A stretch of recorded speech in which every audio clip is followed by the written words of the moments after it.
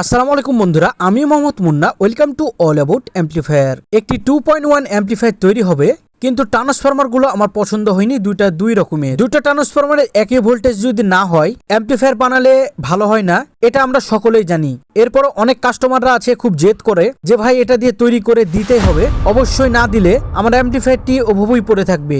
অতএব আমরা তার কথা শুনে আমরা অ্যাম্পলিফায়ারটি তৈরি করতে আরম্ভ করে দিয়েছি। তো সেই অ্যাম্পলিফায়ারটি হবে 2.1। তো মূলত আমরা যেভাবে করে ট্রান্সফরমার গুলো ঘষাঘষি করছি, এরকম করার কোনো প্রয়োজন নাই, কিন্তু আমাদের কাছে এটার অনেক প্রয়োজন। কারণ এই ট্রান্সফরমারটি প্রায় বহুত দিন আগে চায়নারা তৈরি করেছে। তো ভাবলাম যেহেতু নোংরা হয়ে আছে, এই জিনিসটি খুব সুন্দরভাবে করে পরিষ্কার পরিচ্ছন্ন করতে হবে।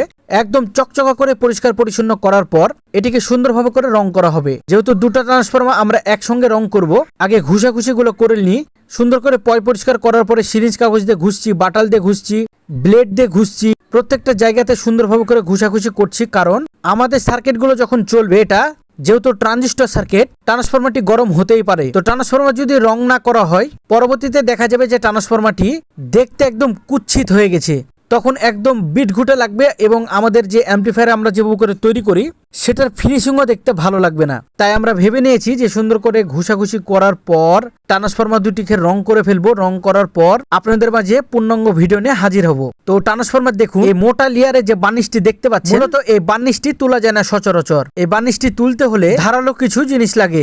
যেহেতু আমরা এটা তুলে তুলে অভ্যস্ত, এটা না তুললে কখনোই দেখতে ভালো লাগবে না ট্রান্সফরমারটা। এই ট্রান্সফরমার গুলো প্রায় এক একটা ডেক সেটের ভিতর থেকে নেওয়া। ডেক সেট গুলো এক সময় আকাশচুম্বী দাম ছিল, সেই সময়ের কথা। এক একটা ডেক সেটের দাম ছিল 1 লাখ টাকা, 1,20,000, 1,30,000, এরকম চওড়া দাম ছিল। তাহলে একবার ভেবে দেখুন যে কত আগে এই ট্রান্সফরমার গুলো তৈরি করা হয়েছে। এই ট্রান্সফরমার গুলো এক একটা কোড যখন আমরা দেখি, তখন আমাদের মাথা ঘুরে যায় যে এক একটা ট্রান্সফরমার তারা 1 পিস তৈরি করেনি, 2 পিস তৈরি করেনি, বরঞ্চ 10 থেকে 15,000 পর্যন্ত এই ট্রান্সফরমার গুলো তারা তৈরি করেছে। তাহলে একবার ভেবে দেখুন আপনারা যে তারা কোথায় আছে। তাদের এই ট্রান্সফরমার গুলো সারা বিশ্বে প্রত্যেকটা আনাচে কানাচে তাদের অ্যাম্পলিফায়ার গুলো চলে গেছে। কিছু অংশ গরিবেরা বাংলাদেশে নিয়ে এসেছিল, সেই বাংলাদেশের ভিতর থেকে আমরা এই ট্রান্সফরমার গুলো পেয়েছি অল্প কিছু। ঠিক এই অল্প কিছু ট্রান্সফরমার গুলোর এত পরিমাণে পাওয়ার আর এত পরিমাণে অ্যাম্পিয়ার দেওয়া আছে যে আমাদের সার্কিটের সঙ্গে এত সুন্দর পারফেক্টলি চলে যে অন্য কোনো ট্রান্সফরমার আমাদের সার্কিটের সঙ্গে মানায় না। তাই আমরা এই ধরনের ট্রান্সফরমার গুলো দিয়ে অ্যাম্পলিফায়ার তৈরি করতে বেশি পছন্দ করি। আমাদের কাছে এই ট্রান্সফরমার গুলো নাম্বার 1 ট্রান্সফরমার।